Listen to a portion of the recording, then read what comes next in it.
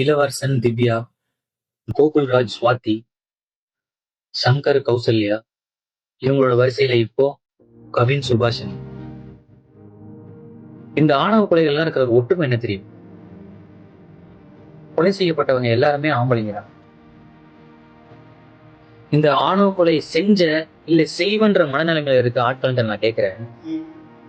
நீங்க எப்படி உங்க பிள்ளைங்களை பெத்து வளர்த்து கஷ்டப்பட்டு படிக்க வச்சு ஆளாக்குனீங்களோ அதே மாதிரிதான் அவங்க குடும்பத்தையும் பண்ணிருப்பாங்க. உங்களுக்கு வந்தா அது வலி வேதனை, அதே அடுத்தவங்களுக்கு வந்தா அதை கண்டுகூட மாட்டீங்கல்ல. இந்த கவின்ற பையனுக்கு சாதின்ற சாக்கடை தவிர்த்து வேற என்ன இல்ல? அழகு இல்லையா? அறிவு இல்லையா? படிப்பு இல்லையா? நல்ல வேலை இல்லையா? இல்ல நல்ல சம்பளம் தான் இல்லையா?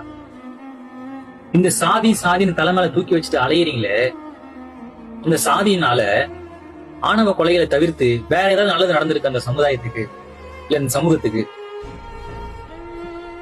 உங்க சாதியிலேயே பொருளாதாரத்துல பிற்படுத்தப்பட்டு இன்னும் ஒருவேளை சோத்துக்காக கஷ்டப்பட்டு இருக்க எவ்வளவோ மக்களுங்க இருப்பாங்க. அவங்களுக்காக ஒரு நிதி திரட்டி அவங்களுக்கு ஒரு நல்லது செஞ்சோம் அப்படின்ற ஒரு நல்லதை நீங்க செய்ய மாட்டீங்க.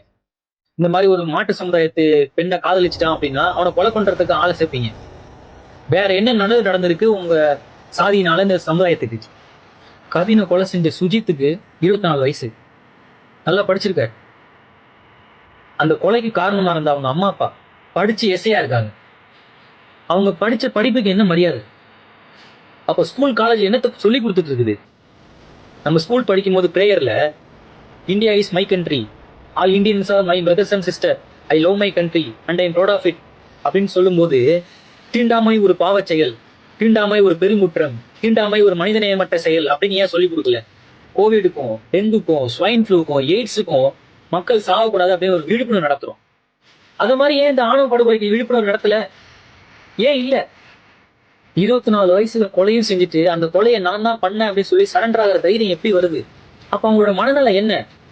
இந்த தைரியத்தை யார் கொடுக்கறது? இந்த சாதியினால நடக்கிற படுகொலைகளுக்கு, ஆணவ கொலைகளுக்கு இதுக்கப்புறம் நடக்கவே நடக்காது அப்படின்றதுக்கான சட்டம் எந்த அளவுக்கு கடுமையாக்கப்பட்டிருக்குது? சட்டங்கள் கடுமையா ஆக்கப்படுற வரைக்கும் அடுத்தடுத்த ஆணவ கொலைகள் நடந்துட்டு தான் இருக்கும். இது எப்பயும் மாற போறது இல்ல. தந்தான தானா